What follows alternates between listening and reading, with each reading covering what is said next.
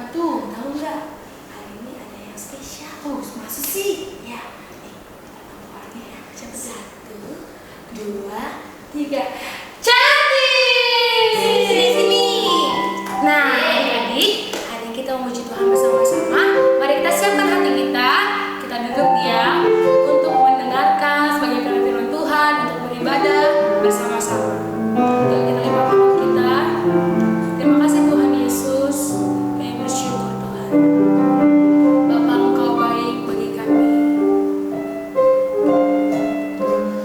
Bapa, Engkau baik. Bapa, Engkau baik. Bapa, Engkau baik. Kau selalu baik kepadaku. Bapa, ku cinta. Bapa, Engkau baik. Bapa, Engkau baik. Bapa, Engkau baik. Bapa, Engkau baik. Kau selalu baik kepadaku. Bapa, ku cinta. Angkat tanganmu adik-adik, katakan, aku memujimu, aku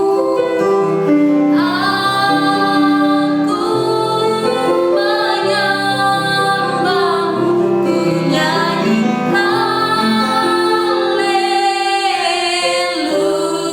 haleluya. Bapa, ku cinta, aku memujimu,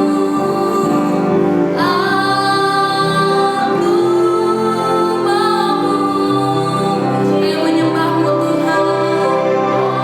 Terima kasih Yesus, menyembahmu, ku nyanyi haleluya.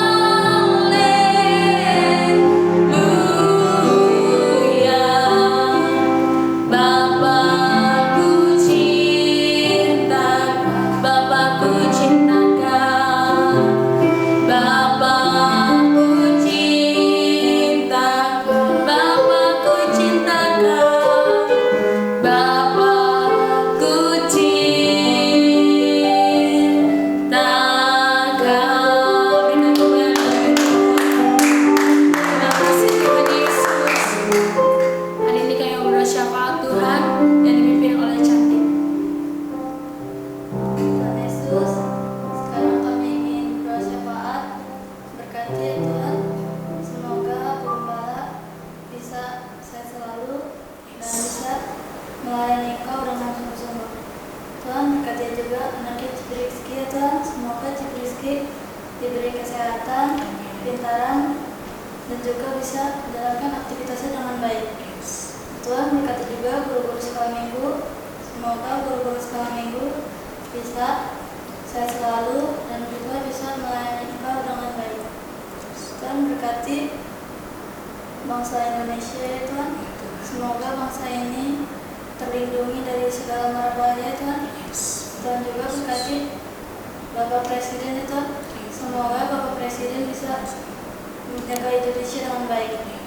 Tuhan, berkati juga rakyatnya ya Tuhan, semoga rakyatnya bisa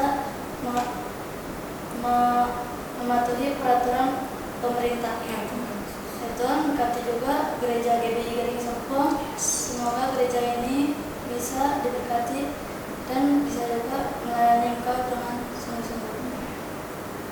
Dalam nama Tuhan Yesus kami berdoa, haleluya, amin. Amin. Bagaimana semangat hari ini? Antusias. Semangat. Antusias. Semangat. Semangat. Antusias. Tepuk Yesus dulu yuk. Tepuk Yesus. Yes. Yesus. Hari kita mau olahraga sambil renggangin tangannya, sambil gerakin kakinya yuk.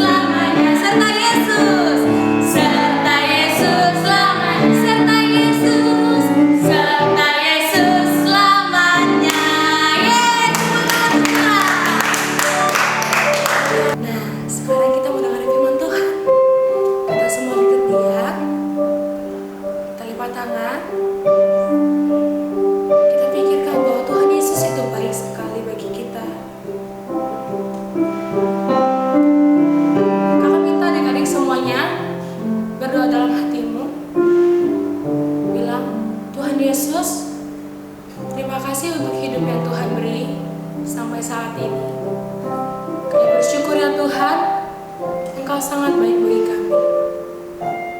Terima kasih Tuhan Yesus. Katakan God is so good. God is so, God is so good. God is so, God is so good. God is so good. Is so good to God is so good. God is so, God is so good. God is so, God is so good.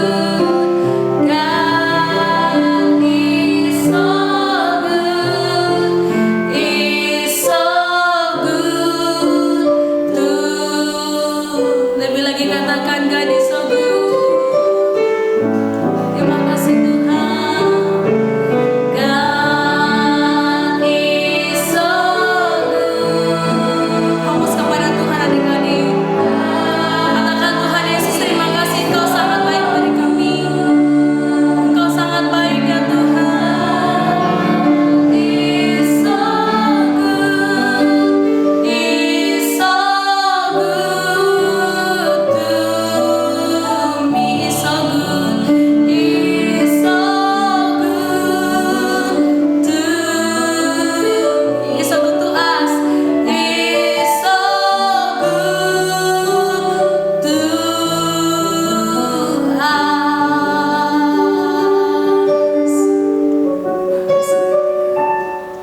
Supaya adik-adik lipat tangan, tutup mata, ikuti kakak sini berdoa. Tuhan Yesus, terima kasih untuk kasih setiamu bagi kami. Tuhan, kami mau mendengarkan firman Tuhan.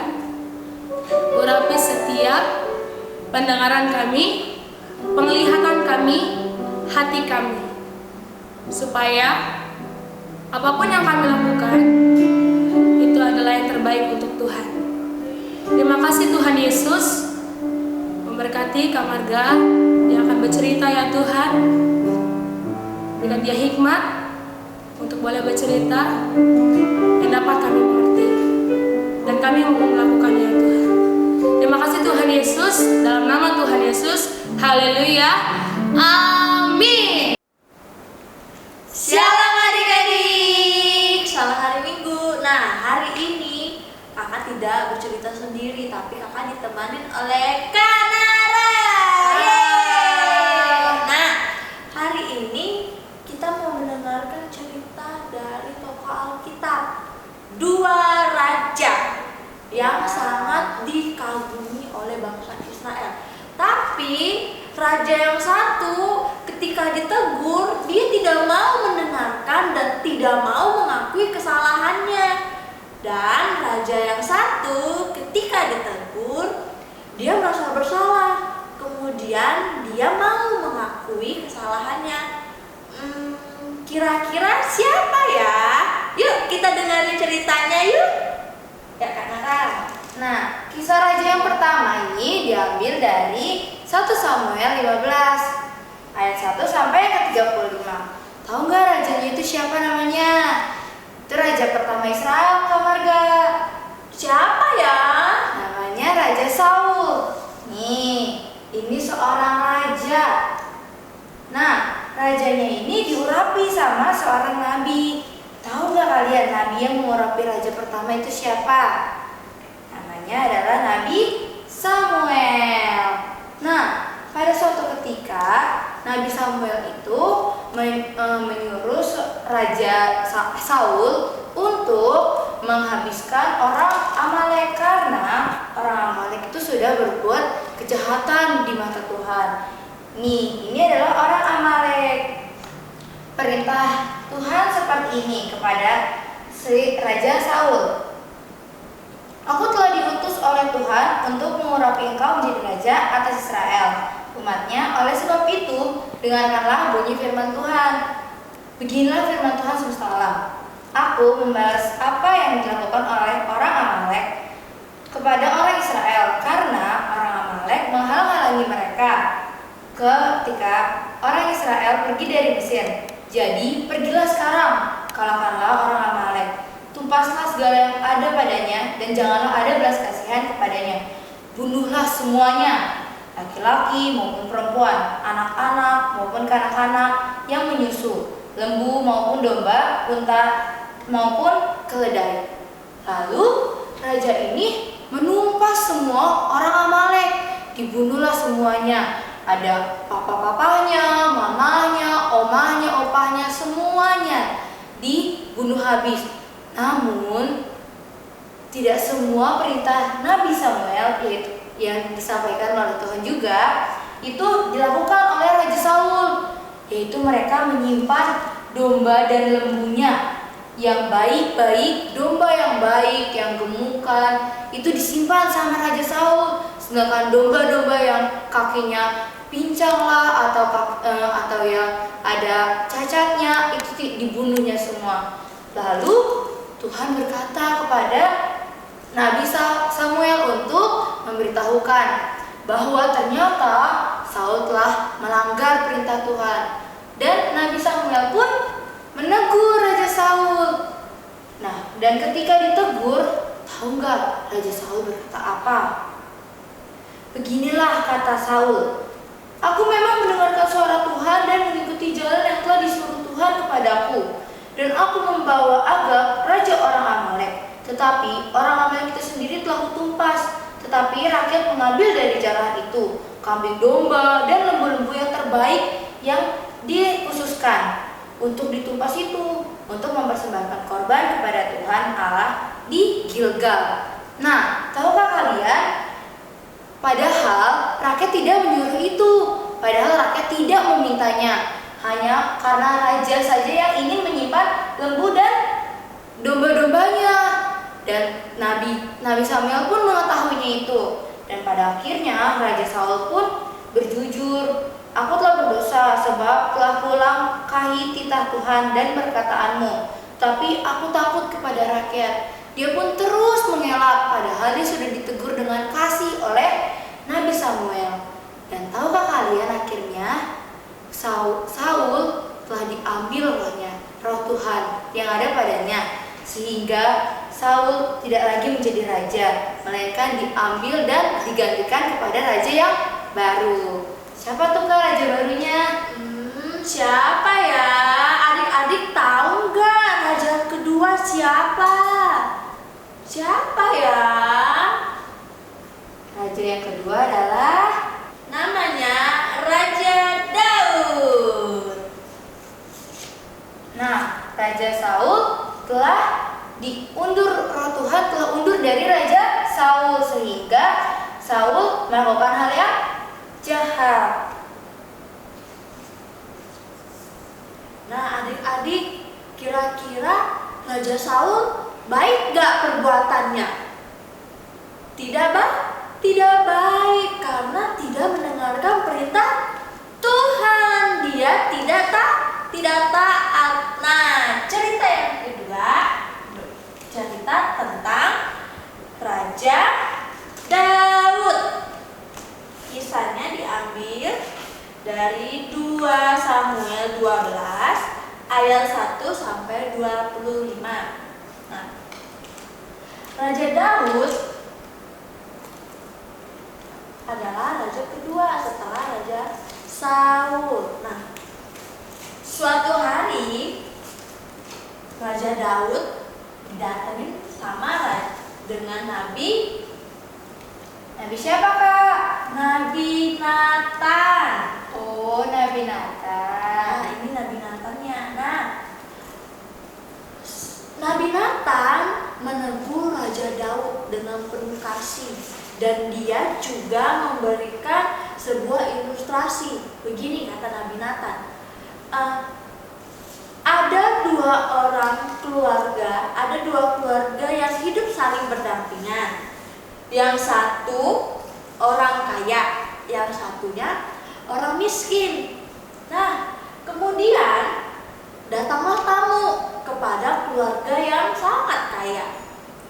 keluarga yang kaya mempunyai lembu dan keluarga yang miskin juga mempunyai lembu.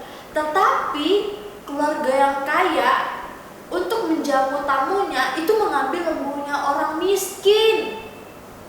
Ketika Nabi Nathan bilang cerita seperti itu kepada Raja Daud yang marah. Kenapa orang kaya itu mengambil lembunya orang miskin, sedangkan orang kaya sudah punya lembunya sendiri?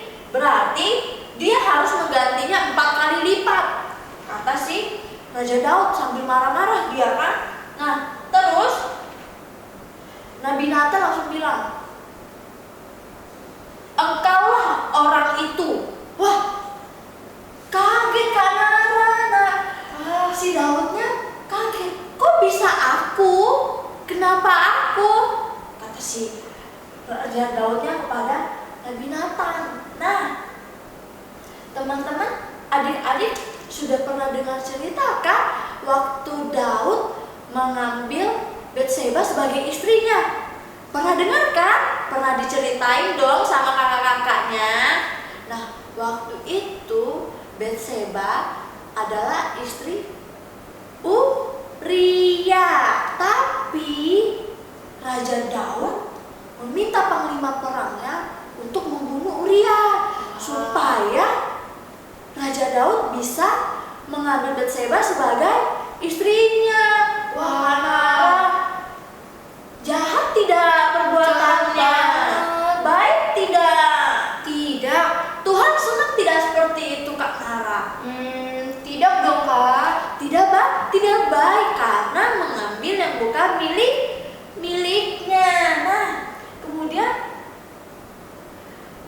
Nabi Nathan menegur, mengapa engkau menghina Tuhan dengan melakukan apa yang jahat di mata Tuhan?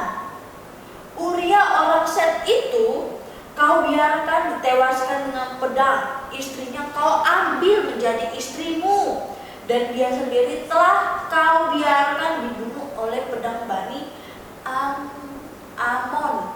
Wah, dan kemudian ketika Nabi Nathan menegur Raja Daud langsung bilang, ya Tuhan, apa yang kuperbuat itu ternyata salah. Raja Daud langsung mengakui dosanya. Nah, kemudian Raja Daud berkata kepada Nabi Nathan, aku sudah berdosa kepada Tuhan. Aku gak layak untuk Tuhan lagi. Terus Nabi Nathan langsung bilang gini, Tuhan telah menjatuhkan dosamu itu, engkau tidak akan mati. Wah, Tuhan baik ya. Tuhan tidak membiarkan Raja Daud mati. Padahal ya, kalau di zaman perjanjian lama, waktu bangsa Israel kalau nggak mendengarkan perintah Tuhan, langsung dibunuh, langsung mati. Wah, tapi belas kasihan Tuhan kepada Raja Daud sangat besar, sampai Tuhan mengampuni Raja Daud. Nah, walaupun demikian, karena engkau dengan perbuatan ini telah menista Tuhan, pastilah anak yang lahir bagimu itu akan mati. Nah, penggantinya supaya Raja Daud tidak mati itu anaknya. Wah, sedih ya. Ketika Raja Daud menanti-nantikan anaknya, tahu-tahu Tuhan ambil lagi. Tapi Raja Daud rela karena Raja Daud tahu setiap perbuatan dia di masa lalu, ketika dia tidak mendengarkan perintah Tuhan, dia harus bayar harga. Dia harus bertanggung jawab dengan perbuatannya. Nah, ketika anaknya Raja Daud mati diambil Tuhan, Raja Daud berkabung. Nah, sebelum anaknya mati, Raja Daud memikirkan sebuah cara supaya anaknya nggak mati, yaitu dengan berpuasa. Jadi Raja Daud itu berpuasa selama 7 hari. Nah, ketika hari yang ke-7 anaknya mati, dan kemudian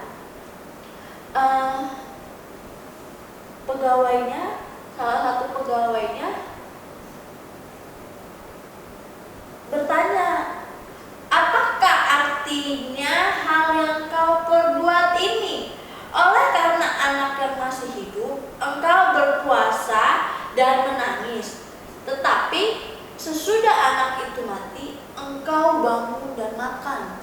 Nah, jawab Raja Daud, selagi anak itu hidup, aku berpuasa dan menangis karena pikirku, siapa tahu Tuhan mengasihani aku sehingga anak itu tetap hidup. Tetapi sekarang ia sudah mati. Mengapa aku harus berpuasa? Dapatkah aku mengembalikannya lagi? Aku yang akan pergi kepadanya, tetapi ia tidak akan kembali kepadaku. Kemudian Daud menghibur hati Batseba istrinya. Ia menghampiri perempuan itu dan tidur dengan dia, dan perempuan itu melahirkan seorang anak laki-laki. Lalu Daud memberi nama anak itu Salomo, Tuhan, yang artinya Tuhan mengasihi anak ini. Nah, bayangin Kak Nara, seorang ayah berpuasa demi anaknya supaya Tuhan mengasihaninya. Kira-kira ada alasan kan kenapa Raja Daud melakukannya? Iya kan Kak Nara? Iya dong. Nah, tapi ketika Raja Daud ditegur oleh Nabi Nathan, Raja Daud langsung mengaku salah, mengaku semua dosanya. Nah, kalau cerita yang tadi yang Kak Nara ceritain tentang Raja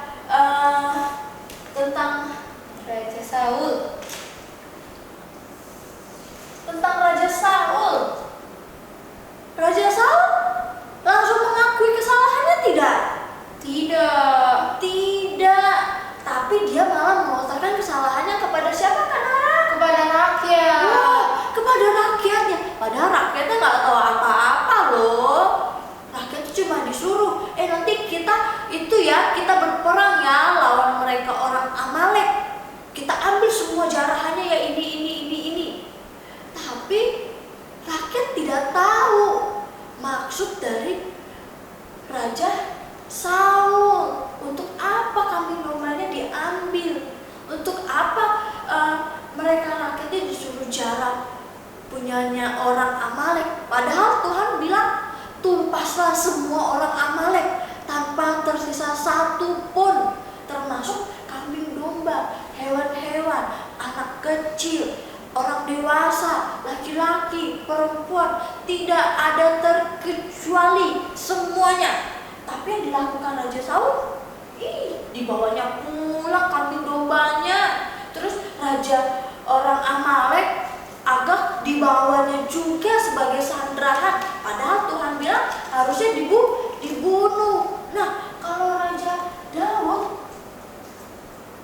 dia langsung mohon ampun, Mengakui kesalahan. mengakui, aku sudah berdosa di hadapan Tuhan. Nah, cerita kita hari ini temanya adalah menegur dengan Kasih. Nah, adik-adik, kita belajar dari dua tokoh ini. Mau yang mana kita belajar? Apakah kita mau menjadi seorang Raja Saul yang ketika ditegur tapi kita tidak mau menerima teguran? Ketika papa mama menegur kita, ayo adek belajar, tapi kita malah asik main HP.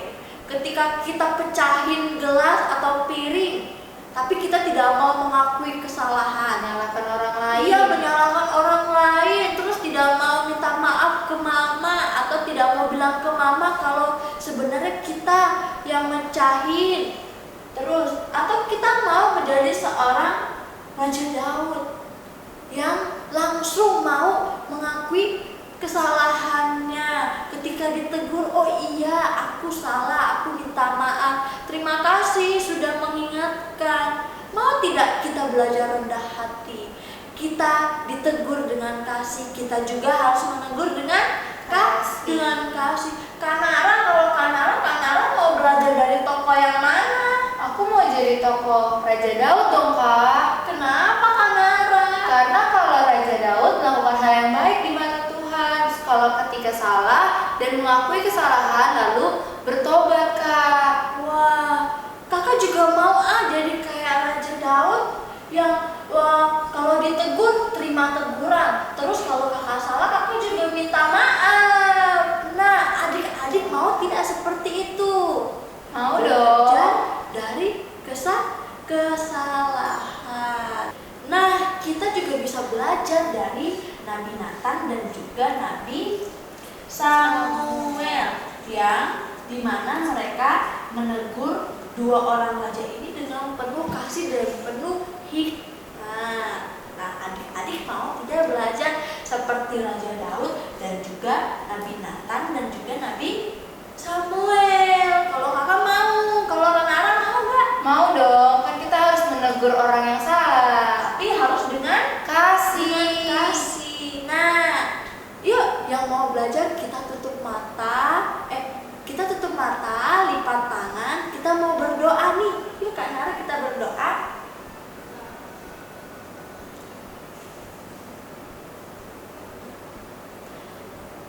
Terima kasih Tuhan, terima kasih Yesus untuk kebaikan-Mu di dalam kehidupan kami. Hari ini Tuhan, kami boleh belajar dari tokoh Alkitab, yaitu Raja Saul dan Raja Daud. Kami mau belajar Tuhan menjadi seorang Raja Daud yang ketika ditegur mau mengakui kesalahannya. Kami juga mau belajar Tuhan menjadi seperti Nabi Samuel dan Nabi Nathan Tuhan, menegur sesama kami, menegur orang terdekat kami dengan penuh kasih Tuhan. Ajari kami Tuhan untuk kami boleh mengerti setiap kehendak-Mu Tuhan. Terima kasih Yesus, terima kasih Bapa untuk cerita hari ini supaya kami bisa mengaplikasikannya di dalam setiap kehidupan kami dan boleh kami terapkan di dalam kehidupan kami. Terima kasih Tuhan Yesus. Haleluya. Amin.